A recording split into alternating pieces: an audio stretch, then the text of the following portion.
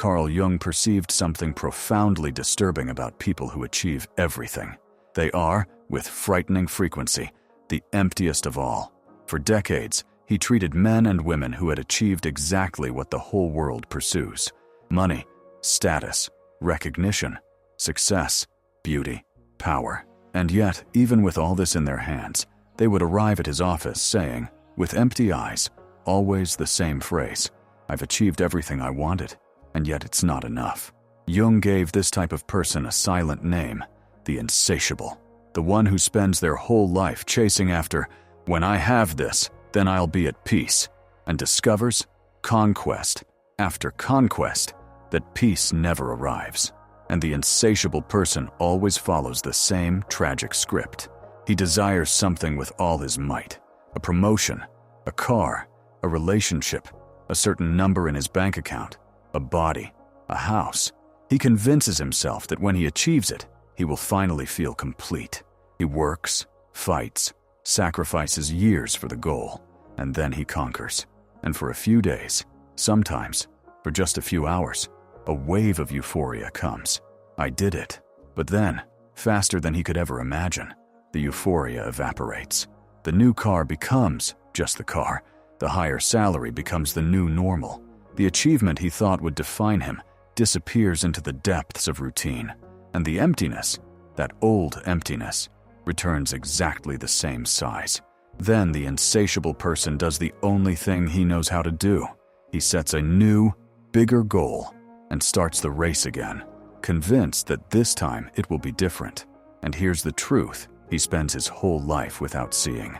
The problem was never the lack of the next conquest. The problem is that he's trying to fill an internal void with external things. And that, Jung would say, is like trying to fill a bottomless well by throwing buckets of water. It doesn't matter how many buckets, it doesn't matter their size.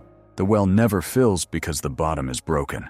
And as long as the insatiable one continues throwing water instead of repairing the bottom, he will die of thirst, surrounded by everything he swore would quench his thirst. Stay until the end of this video, because what Jung discovered about this void that no achievement can fill goes against everything modern society preaches. It's not about achieving more. It's not about desiring less. It's not about shallow gratitude.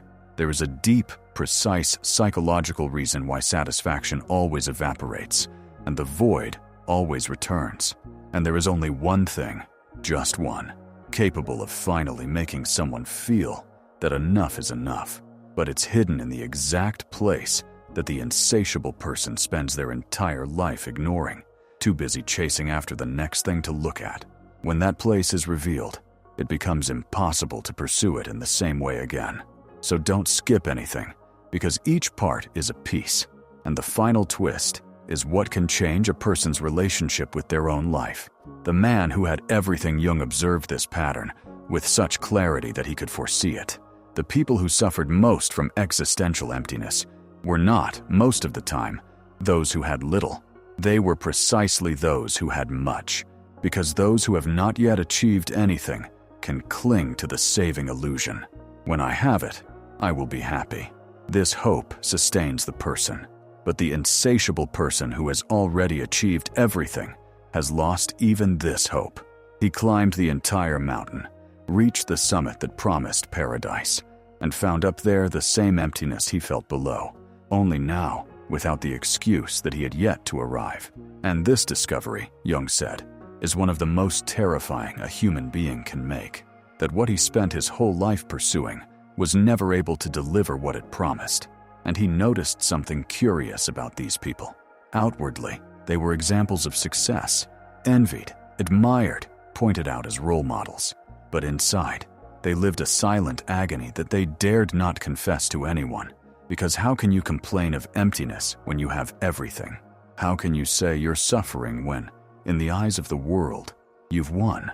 So the insatiable one swallows the emptiness, smiles for photos, and secretly wonders, in the early hours of the morning, if I've achieved everything, why do I still feel this way? And the absence of an answer is what haunts him most, because society promised, loud and clear, that success would bring peace. And success came, but peace did not. The treadmill that never stops, Jung understood, before neuroscience confirmed it, the cruel mechanism behind this. The human mind gets used to everything, and quickly, any achievement, any pleasure, any acquisition, however extraordinary, in a very short time becomes the new normal and ceases to generate satisfaction. The insatiable person buys their dream car and for a week feels intense joy. In the second week, it's only the car. The following month, they're already looking at their neighbor's car. Not because they're greedy or superficial, but because the very structure of the mind works this way.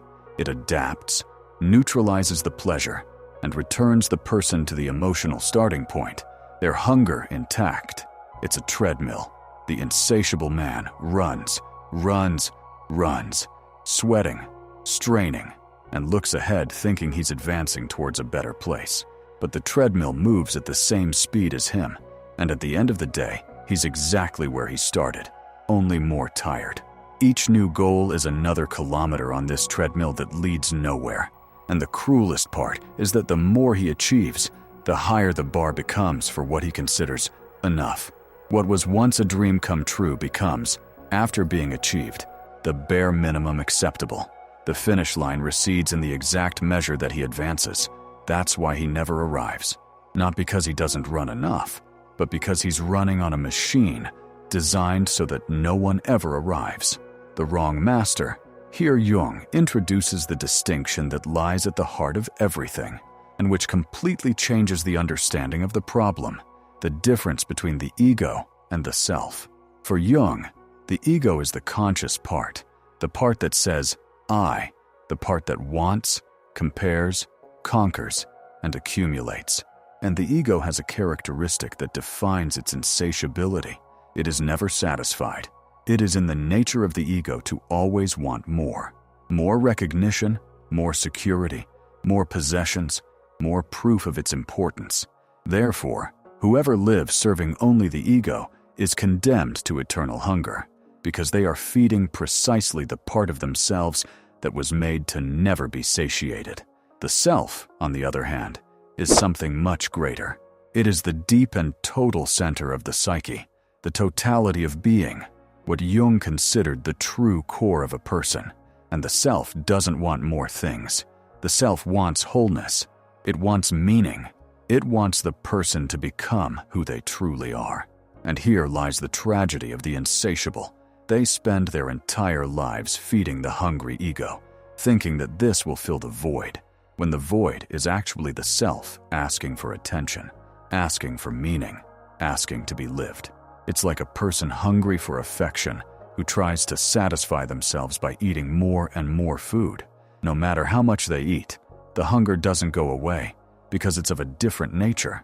The insatiable person is feeding a hunger that is of the soul. That's why nothing is ever enough. They are, unknowingly, offering the wrong thing to the right part, the horizon that always recedes. There's a phrase that the insatiable person repeats their entire life in 1,000 variations, and which Jung would immediately recognize as the central symptom of the illness.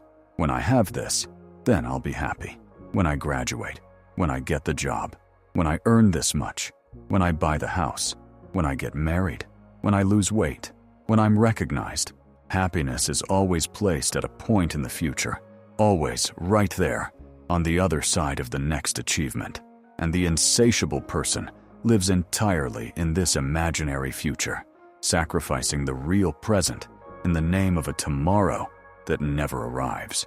Because what always happens is this: he reaches the "when I have this" stage, and for a brief moment, it seems the promise has been fulfilled.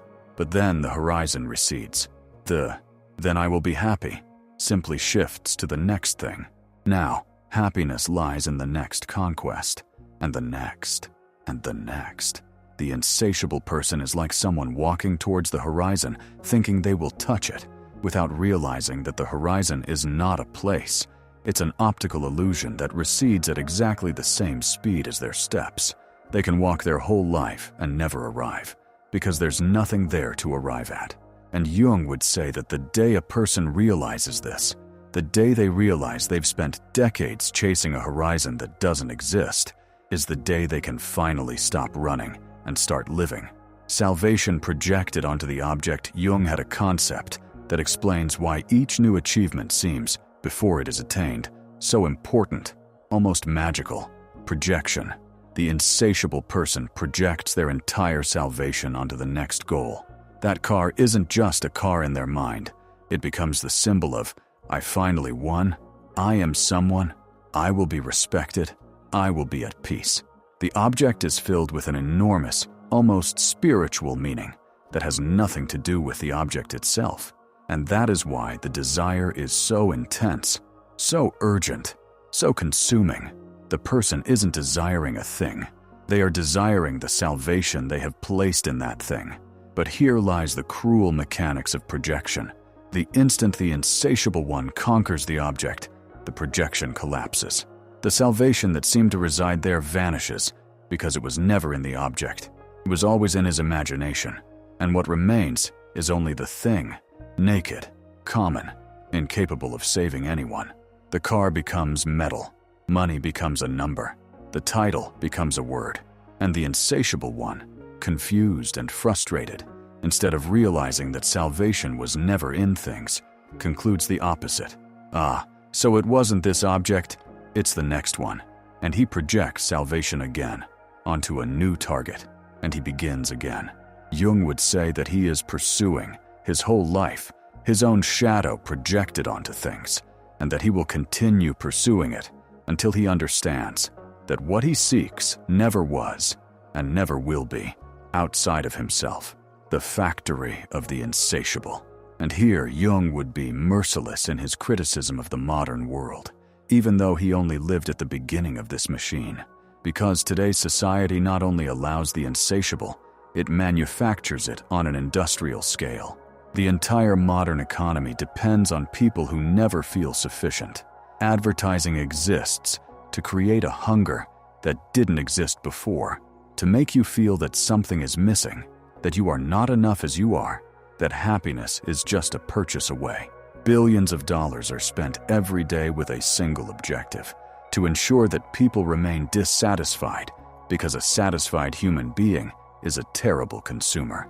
And social media has amplified this to a level Jung could hardly have imagined, because now the insatiable person no longer compares their life to that of their neighbors down the street. They compare it to the edited highlights of millions of people worldwide, 24 hours a day. No matter how much they have, there will always be someone with more, and that someone will be just a swipe away, displaying exactly what they lack. Comparison, which Jung already considered poison for the soul, has become the air we breathe. And it's impossible to feel sufficient in an environment designed, in every detail, to make a person feel like they are always behind, always indebted, always lacking. The modern insatiable person didn't choose to be insatiable. They were created, trained, and kept that way by a system that profits from their hunger. Consumption has become a religion. Jung had a profound understanding of the sacred and perceived that human beings have a structural need for something greater than themselves, a need for transcendence, to belong to something that gives ultimate meaning to existence. For millennia, this was filled by religion, myth, and the sacred. But Jung realized that modern man, by abandoning these structures without replacing them with anything profound, was left with a huge spiritual void. And society filled this void with the only thing it knew how to offer: consumption.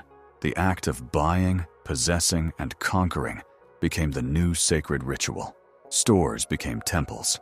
Brands became deities. The insatiable, without realizing it, is practicing a religion, and a religion that saves no one, because he transferred a hunger that was always spiritual to material things. The feeling of transcendence he seeks in his next purchase is, in fact, a hunger for meaning, for connection with something greater, with the soul. But you can't satisfy a spiritual hunger with material objects, just as you can't satisfy physical hunger by reading the description of a dish. Jung would say that the emptiness of the insatiable is, to a large extent, a spiritual emptiness, disguised as material emptiness. The person thinks they are lacking something, when in reality they are lacking meaning, lacking the sacred, lacking a connection with the depth of their own existence. And as long as they search the shelves for what only exists in the depths of the soul, they will leave shopping with their hands full and their hearts empty, every time, without understanding why. The comparison that kills you from the inside. Jung already considered comparison a poison even before social media existed, but he would perfectly understand why it has become lethal. The insatiable person lives comparing their inner reality, with all its doubts, fears, insecurities, and bad days, to the external and edited appearance of other people's lives. They compare their own chaotic backstage to everyone else's carefully staged show. And this comparison is not only unfair, it's mathematically impossible to win, because they know every flaw of their own and only see the filtered version of others. It's a battle lost before it even begins, and the result is a constant and silent erosion of contentment. The insatiable person may be experiencing a good moment, even feeling a pang of satisfaction, and just a slip of the finger, a single image of someone else's seemingly perfect life, is enough for that satisfaction to transform into a feeling of inadequacy. They had enough until they saw that someone else had more. Jung would say that comparison is the silent thief of all joy, because it steals the value of what you have by placing it next to what you don't have. And the insatiable person does this hundreds of times a day, without realizing it, training their own brain to never, ever recognize enough. Envy as a mirror, and alongside comparison walks a silent and constant companion. Envy, not blatant envy, but the subtle, disguised kind that tightens the chest when someone nearby achieves something. The insatiable person looks at those who have more and feels a pang, an irritation they barely admit. And Jung would say something disturbing about this. Envy is one of the most honest messengers of the soul, because it points, with compass-like precision, exactly where a person feels lacking. Those who envy the wealth of others feel poor inside, regardless of what they have. Those who envy the recognition of others feel invisible. Envy doesn't speak about the other person. It speaks about the emptiness of the one who feels it. And the cruelest part is that the more the insatiable person achieves, the more they associate with people who have even more, because they climb to ever higher circles. So, instead of diminishing with success, the hunger often increases, because now they compare themselves to giants. Envy isn't resolved with more. It's only resolved when a person stops measuring their own life by the standards of others and starts measuring it by their own soul. Jung would say that this person has surrendered control of their own happiness to the achievements of others, living in a prison without bars where the jailer is the comparison itself, the fear of being ordinary. Beneath much insatiability, Jung would find a specific and modern fear, the dread of being ordinary. The insatiable person often doesn't want things for their own sake. They want what things signify, proof that they are special, that they have stood out, that they are not just another face in the anonymous crowd. Modern society has planted in people's minds the idea that being ordinary is a kind of failure, that you need to be extraordinary, unique, remarkable, or else your life is worthless. And this belief is a powerful fuel for eternal hunger, because if someone's self-esteem depends on being special, on standing out, on being above others, that person will never rest. There will always be someone more remarkable, more successful, and their supposed superiority will always be threatened. The paradox is that the obsession with being extraordinary is itself profoundly common, because millions of people are trapped in exactly the same despair. And Jung would point to a counterintuitive liberation. There is enormous peace in accepting one's own ordinary humanity, in ceasing to need to be special to have value. The person who no longer needs to prove that they are extraordinary finally stops competing with the whole world and can, at last, simply live. There is a profound dignity in the common, in the ordinary lived with presence, which the insatiable, in the race to be remarkable, never knows. The addiction to novelty. There is a facet of the insatiable that Jung would understand through the psychic economy of attention. The addiction to novelty. It's not just that he wants more, it's that he specifically wants the new. What is new shines, what is new promises, and what has already been conquered, precisely because it has already been conquered, immediately loses its shine. That is why the insatiable lives in a cycle of excitement, followed by boredom. He becomes intensely excited by the prospect of something new, pursues it ardently, conquers it, and almost in the same instant, the conquered object loses its appeal because it has ceased to be new, and he is already looking at the next glimmer of light on the horizon.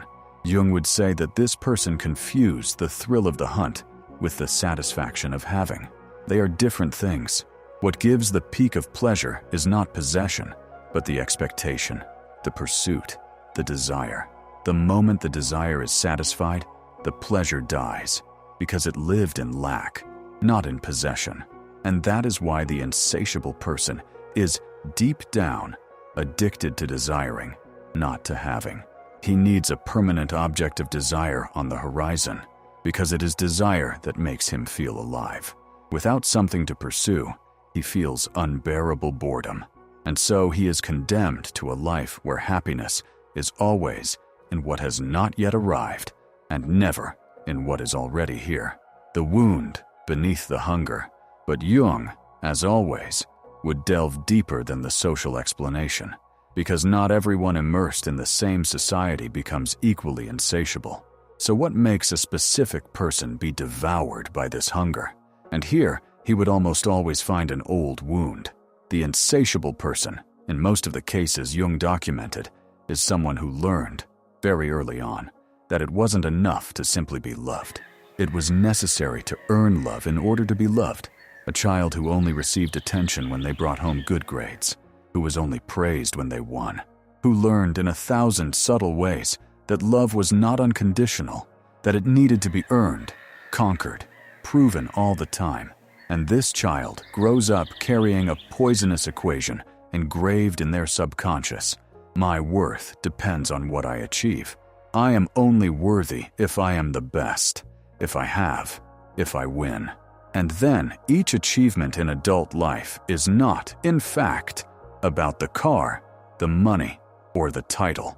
It's a desperate and unconscious attempt to finally feel enough, to finally deserve the love that seemed conditional back then. But since no external achievement can heal an internal wound, the hunger never goes away. The insatiable one achieves, and for a moment feels, now I am enough. And soon the old feeling of not being enough returns, and they need to achieve again to silence it again. They are, their whole life, trying to prove to a wounded child inside that they are finally worthy of love. And they are using trophies for this, when what that child always needed was something that no trophy can give: the imposter behind the trophy. And here arises a curious and very common phenomenon in the insatiable high achiever. Behind every achievement, there often hides the secret feeling of being a fraud. The more a person achieves seeking to prove their own worth, the more they tend to feel, deep down, that none of it is truly deserved. That at any moment, they will discover that they are not as capable, as special, as worthy as they appear. And this feeling of imposture, instead of being cured by achievements, is often fueled by them. Because each achievement increases the distance between the public image of success and the private feeling of inadequacy. And that's how a vicious cycle begins. The person feels like a fraud, so they achieve more to prove they aren't. But the new achievement only increases expectations, increases the image to be upheld, and therefore increases the fear of being unmasked. The more they win, the more they have to lose, and the deeper the fear becomes. Jung would say that this person is trying to heal a wound to their self-esteem with the wrong tool, because external achievements never manage to reach the internal place where the feeling of not being enough resides. No matter how many trophies are piled on the shelf, the wounded child inside continues to whisper, "You're not enough," and one day they'll find out.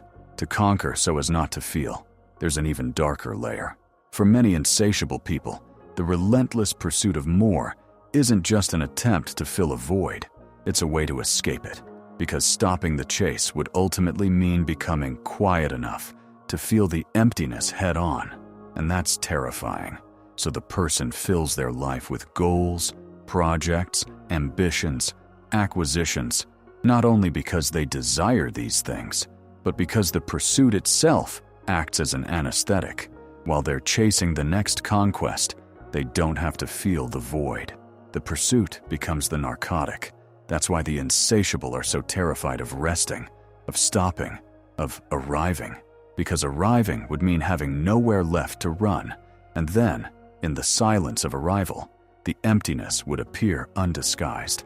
Jung observed that many of these people enter into profound crises precisely when they reach the peak of success, when they finally arrive. Because there, without a next goal to pursue, the anesthesia stops working, and everything that the race had been covering up collapses at once. Success, which should be the prize, becomes the trigger for collapse, and the person doesn't understand. I should be at my peak. Why am I crumbling? The answer, Jung would say, is that they spent their lives using ambition to avoid facing their own soul, and now, at the top, there's nowhere left to run. The hungry ghost. There is an image from Eastern traditions that Jung deeply appreciated and that describes the insatiable with perfect precision. The hungry ghost. It is a creature depicted with an enormous, vast, always empty belly and a tiny mouth, the size of a needle. No matter how much it tries to eat, no matter how much it devours, it can never get enough food through that tiny mouth to fill that immense belly. It lives in eternal torment of hunger, surrounded by food, unable to be satisfied. And this image perfectly captures the condition of the insatiable, because his hunger is of that nature. He has an empty belly the size of the world, and he tries to fill it through a channel that is too narrow and wrong. He tries to satiate a hunger for meaning, for wholeness, for self-love, for connection with his own soul, pouring material things through a straw. And no matter how much he pours, the hunger remains, because the food never reaches the right place. Jung would say that the insatiable is a hungry ghost who hasn't yet realized that he's feeding on the wrong kind of food. He doesn't need more. He needs something else, something completely different. And as long as he confuses the two, he will continue devouring the whole world without ever satisfying his hunger. The insatiable one in love. This hunger isn't limited to material things. Jung observed the same devastating pattern in the relationships of the insatiable, because the same mind that never thinks it has enough money, enough house, enough success, also tends to never think it has the right person enough. In relationships, the insatiable person lives with a persistent feeling that something is missing, that it could be better, that perhaps there is someone more compatible, more interesting, more perfect somewhere. They are with someone, but with their attention always somewhat focused on the possibility of something superior. And this destroys relationships in a silent way, because no real person can compete with the fantasy of an ideal person who never existed. The insatiable person compares their real partner, with all their human flaws, to an imaginary and impossible ideal, and the real partner always loses. Jung would say that this person will never be satisfied in love for the same reason they are never satisfied in anything, because the problem is not with the partner, but with their inability to be content, to commit deeply, to stop looking for the next one. They treat love as they treat achievements, as something to be optimized, improved, exchanged for a superior version. And so they go through relationship after relationship, feeling that something is missing, without realizing that what is missing is not a better person, but the ability to finally surrender and value what they have. The inability to taste. There's a subtle tragedy in the life of the insatiable that Jung would accurately capture. He has lost the capacity to savor, because savoring requires presence. It requires stopping. It requires being fully in the moment. And the insatiable person's mind is always on the next step, the next goal. What comes after? He eats lunch thinking about dinner. He achieves one thing while already planning the next. He lives an experience already photographing it to show later, without truly living it. He is physically present in his own life, but mentally always ahead, always in the future. And the result is that he never truly inhabits the moments he lives. Life passes him by, like a landscape seen through the window of a high-speed train, blurred, indistinct, never touched. Jung would say that it's no use conquering the whole world if you're not present enough to savor even a piece of it.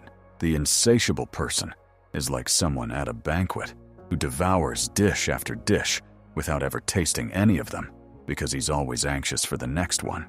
And then he reaches the end of the meal, the end of life, with a full belly and the strange sensation of having tasted nothing. The ability to savor is precisely what he sacrificed in the race, and it is, ironically, exactly what he was looking for all along. Accumulation as armor, Jung would see, beneath the compulsion to accumulate, a profound defense mechanism. Accumulation as armor against feelings of insignificance and against the fear of one's own fragility. When a person feels small, vulnerable, insecure about their own worth, one of the unconscious ways to protect themselves is to build around themselves a fortress of achievements, possessions, and status symbols. Each trophy is a brick in this wall. Each acquisition is material proof against the internal feeling of not being enough. The insatiable person uses what they have as armor against what they fear to be. But Jung would point out the fatal problem with this strategy. No external armor can heal an internal wound. A person can surround themselves with ever higher walls of success, and yet, inside, in the most protected room of the castle, they will continue to inhabit the very same feeling of smallness that they are trying to hide from the world. In fact, the higher the wall, the more they need to maintain it, defend it, expand it, because now their entire identity is invested in that fortress. They have become a hostage of their own armor. Jung would say that true strength never came from the external wall, but from internal reconciliation, from facing the wound and discovering that the value of a human being never depended on the size of the fortress they built around themselves.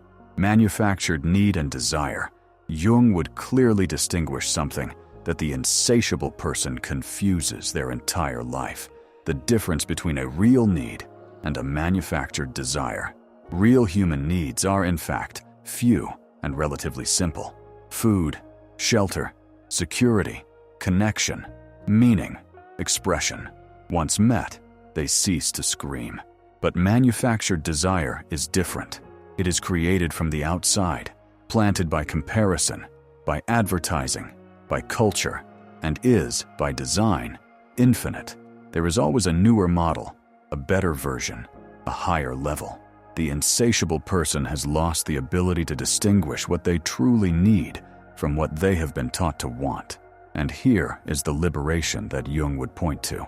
When a person begins to examine their own desires and honestly ask, is this something I truly need and want from the bottom of my soul, or is it something I've been taught to want, something I pursue only because others pursue it?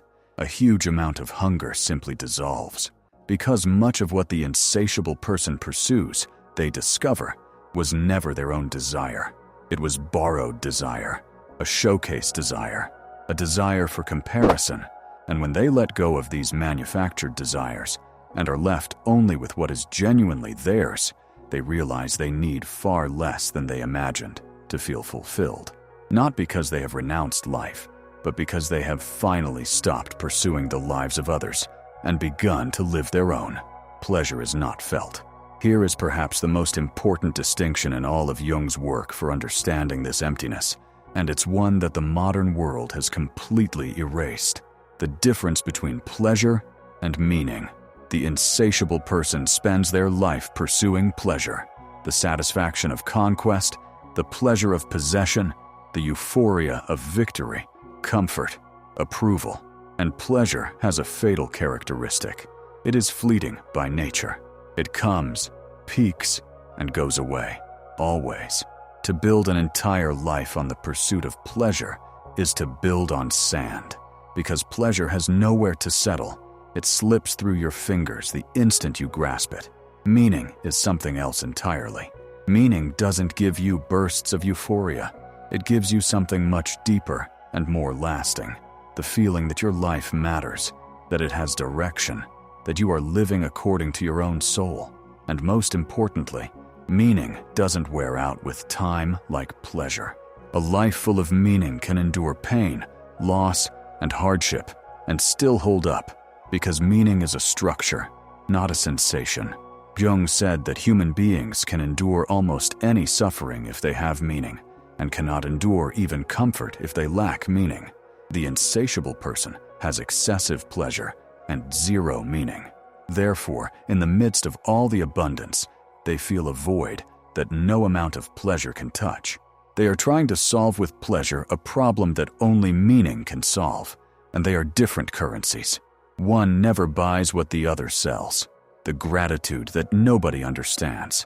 When this emptiness is mentioned, the superficial answer the world offers is always the same. Be grateful for what you have. And Jung would agree that gratitude is powerful, but he would point out why it almost never works the way it's preached.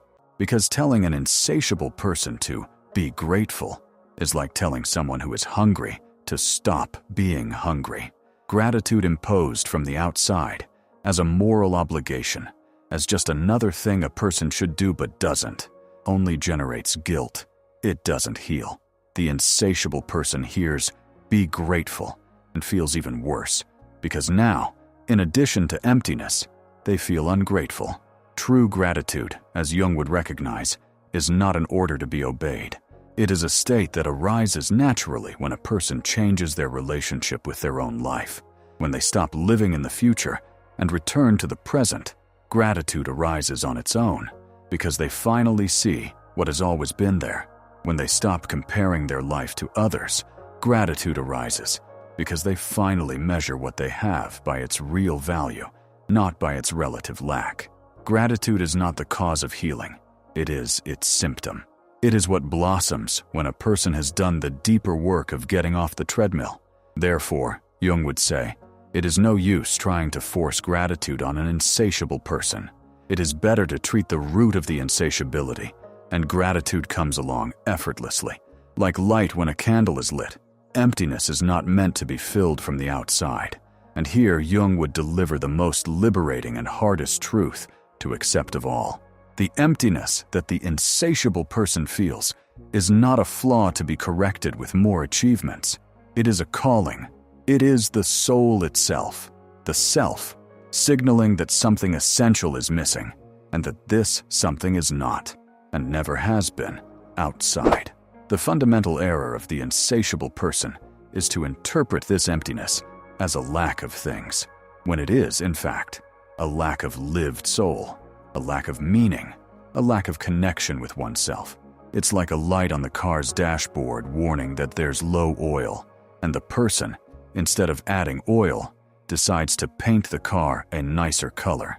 The light stays on because the problem was never the color. The emptiness, then, should not be silenced with more acquisitions. It should be listened to, because it is trying to say something. It is saying that the person has distanced themselves from who they truly are, that they have built an entire life from the outside in, piling up achievements that impress others, and have forgotten to build from the inside out, living what gives meaning to them. Jung would say that emptiness is, paradoxically, a blessing disguised as a curse, because it is what, if listened to instead of being anesthetized, can finally point the way back home. The emptiness of Sunday Jung would point to a specific moment when the emptiness of the insatiable becomes impossible to ignore. Those instants when the race stops. Sunday afternoon, when there's nothing left to do. The end of a vacation, when the schedule empties. The moment after a great achievement, when the goal has been reached and the next one hasn't yet appeared. In these gaps, in the silence between one goal and another, the emptiness appears undisguised, and the insatiable feels a profound discomfort, a melancholy he can't explain. Why, with everything going right, Does he feel this way when he stops? Because, Jung would say, it's only when the race stops that a person comes face to face with the fact that the race was never about the goals. It was about escaping that exact void. As long as there was a next goal, there was somewhere to run, and the void remained covered by the dust of the race. But on Sunday afternoon, with nothing to chase, the dust settles, and there it is, the old void, intact, waiting, and the insatiable one, instead of understanding what that moment is revealing, usually does the only thing they know, quickly finds a new goal to start running again and make the dust rise again. Jung would say that these gaps of emptiness are, in fact, disguised gifts, windows to the soul, because they are the only chances in which the truth can reach the person. The midlife turning point, Jung observed that there is a moment in life when this reckoning usually comes due with full force, and he studied it so much that it became one of the pillars of his work. The midlife turning point.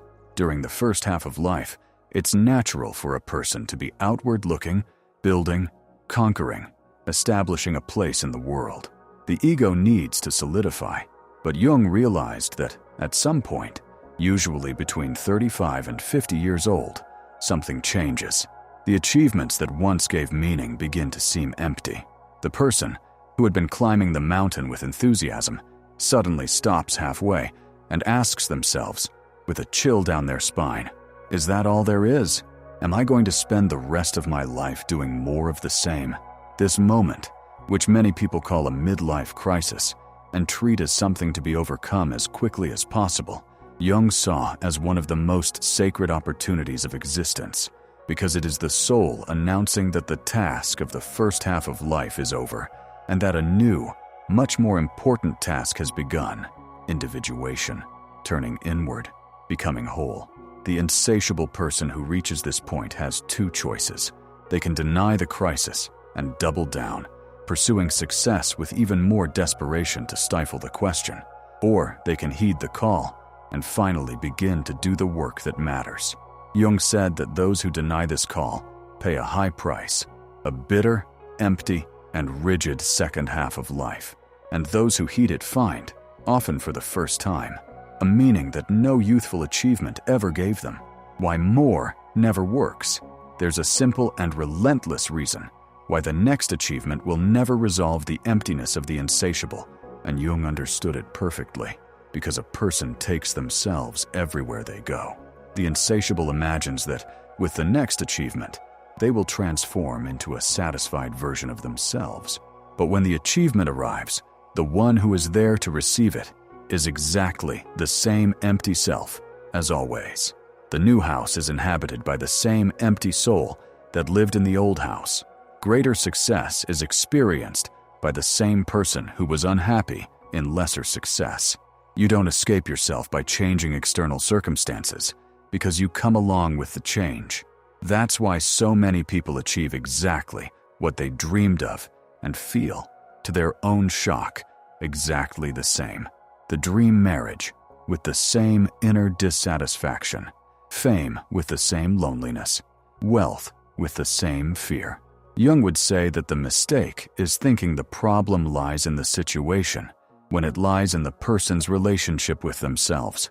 And this relationship travels along, indestructible, into each new achievement. As long as the insatiable person doesn't heal what's broken inside, they will only carry the same void to increasingly expensive residences. The address changes. The emptiness doesn't.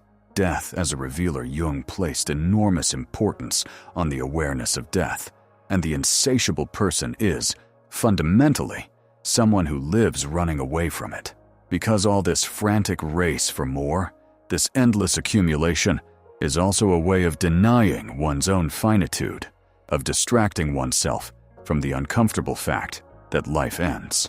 The insatiable person acts as if they were going to live forever, as if there were infinite time to pursue all goals, to postpone happiness to a future they assume is guaranteed. And it is precisely by ignoring death that they waste their lives, spending their finite years chasing infinite things that never satisfy them. Jung would say that few things have the power to heal the insatiable like an honest encounter with one's own mortality. Because when a person truly internalizes that they will die, that time is short, that each day spent on the treadmill is a day that will never return. Priorities are brutally and clearly reorganized. Suddenly, accumulating the next million seems absurd in the face of the question, what if I die next year? Suddenly, what matters is not the size of the achievement, but the depth of the life lived. Death, far from being just a terrifying end, is the greatest revealer of meaning that exists, because it exposes, without pity, what really matters and what has always been just noise. The parable of the fisherman. There's an old story that captures all this, and one that Jung would appreciate for its profound wisdom. A wealthy businessman finds a simple fisherman dozing beside his boat in a seaside village after a short morning fishing trip. The businessman, bothered by this apparent lack of ambition, asks why the fisherman doesn't fish more. The fisherman replies that he's already caught enough for the day. The businessman then excitedly explains the whole process. If he fished more, he could sell more, buy more boats, build a fleet, open a factory, become rich. And then, after many years of hard work, he could finally retire. "And what would I do then?" asks the fisherman. "Then," replies the businessman, "you could rest peacefully by the sea, doze beside the boat, enjoy life." And the fisherman smiles, because that's exactly what he was already doing before the whole race began. Jung would look at this story and see in it the entire disease of the insatiable exposed. The businessman believes he needs a lifetime of desperate accumulation to finally reach a state of peace that the fisherman already possesses freely, now without any of it. He projected peace into a distant future, on the other side of a mountain of achievements, without realizing that peace was never on the mountain. It was always available in the present for those who knew how to stop. And that is the tragic irony of insatiability. The person goes through the hell of eternal hunger to try to reach a paradise that was, all along, right under their own feet.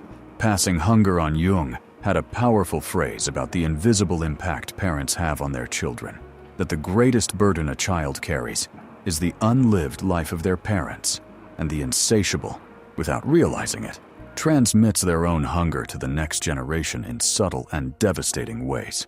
The child who grows up seeing a father or mother never satisfied, always chasing after more, always measuring value by achievements, always postponing happiness to the next goal, learns at the deepest level that this is how one lives. That love and value are earned, not received. And so the hunger crosses generations, from father to son, like an inheritance no one asked for. Jung would say that one of the most profound things a person can do in healing their own insatiability is to break that chain, to stop the cycle, to offer their child what they themselves may not have received, the experience of being loved without needing to conquer anything, of having value simply for existing. Because a child who grows up knowing that they are enough, that they are sufficient as they are, does not become a hungry adult trying to fill a void their whole life. Healing one's own hunger, then, is not just an act of personal liberation. It is a gift for all the generations that come after. What is enough, really? And look what Jung observed happens when someone finally gets off the treadmill, not through yet another achievement, but through an inner transformation. The person begins to realize that enough was never a quantity to be reached externally. It's a state to be cultivated within. Enough isn't a point of arrival in possessions. It's a way of being present in one's own life. And this discovery changes everything. Because while the insatiable sought enough as a constantly postponed destination, the awakened person realizes that enough is available now, at this very moment, if they stop measuring life by the yardstick of achievement and begin to live it by the yardstick of meaning. This doesn't mean ceasing to have ambitions or to create. Jung didn't preach passivity or renunciation. It means changing the source. The transformed person continues to act in the world, but no longer from a hunger to prove their own worth, but rather from the fullness of someone who already knows they have value. They create not to fill a void, but to express a full soul. They achieve not to finally be self-sufficient, but because they are already self-sufficient and want to contribute. And this difference, subtle in appearance, but total in essence, is what separates a life of eternal hunger from a life of true fulfillment. The insatiable acts to escape emptiness. The whole individual acts to express fullness. From devouring to creating, Jung perceived a specific transformation in those who undergo this turning point. The energy that was previously used to devour begins to be used to create. The insatiable person is, fundamentally, someone with an enormous amount of vital energy, of libido in Jung's broad sense. The problem was never a lack of energy. It was its direction. All that force that was poured into consuming, accumulating, conquering, and comparing is the same force that, redirected, can build a work, nurture a deep relationship, generate something of real value for the world, express one's own soul. And this shift in direction, from devouring to creating, from consuming to contributing, is one of the clearest signs that a person has left the hunger of the ego and entered the territory of the self, because creating and contributing nourish in a way that consuming never can. When you create something true, when you give something of value to the world, when you live from your deepest meaning, a satisfaction comes that doesn't evaporate like that of consumption, because it doesn't depend on acquiring, it comes from expressing. The insatiable person spent their life trying to receive from the world what would satisfy them, and never received enough. The transformed individual discovers that satiety comes, paradoxically, from giving, from creating, from living their own truth. And then, for the first time, the bottomless hunger finally finds its bottom, the return home. And when someone completes this journey, Jung described a kind of return home. The person stops living in the imaginary future, and that, when I have it, then yes, and returns to inhabiting the real present, the only thing that truly exists. They stop measuring their own life by the lives of others and begin to live it by their own compass. The days cease to be hurried steps towards a summit that doesn't exist and become lived, felt, savored again. And that emptiness that seemed like an eternal curse, which no achievement ever filled, begins to close, not because the person has finally achieved enough, but because they have finally stopped looking outside for what only existed inside. Jung would say that this person hasn't become someone who desires nothing, an ascetic devoid of will. On the contrary, they have become someone whose desires finally spring from the right place, from the soul and not from wounds, from meaning and not from hunger. And there is a peace in this that the insatiable, in all their abundance, have never known. The peace of someone who has arrived, not at some place out there, but at themselves. The peace of someone who understands that life has never been about having enough, but about being enough. And this, Jung said, is one of the most difficult and rarest achievements of human existence, because the whole world conspires against it. But it is the only one that finally makes hunger stop. And perhaps, if you listened to all of this and recognized the insatiable nature in each description, in your rush, in your feeling that it's never enough, in the euphoria that always evaporates too quickly, it's because, somewhere, you know you're talking about yourself. Notice, without guilt, just honestly, how many times you've told yourself, when I achieve that, then I'll be okay. And notice that, on the occasions when you achieved it, the then I'll be okay simply moved on to the next thing. Notice that you might be, at this very moment, chasing after something thinking it will be enough, when deep down you already suspect it won't be. The truth, bluntly stated, is this: you won't find what you're looking for in your next conquest. It was never there. What you seek, that peace, that feeling of enough, that end of hunger, is not in having more. It's in stopping trying to fill an external void that can only be filled internally. And the first step isn't to conquer anything more. It's to stop for a moment today and listen to what that void is trying to tell you. instead of silencing it with the next goal. Because it's not your enemy. It's your soul calling you back home. If this video slapped you in the face, and it was meant to, leave the word "awakened" in the comments. Give it a like so this truth reaches those who are still running on the treadmill without realizing it, and subscribe to the channel. But before you go back to chasing the next thing, here's a question that might be the root of all this hunger. Why do you feel so empty even when surrounded by people? So alone, even in the middle of a crowd? Carl Jung had a disturbing answer for this, and that's exactly what the next video, which is already appearing on the screen, is about. Watch it next, because the person you spend your life trying to prove is enough is in the end the only one you need to hear that it's enough.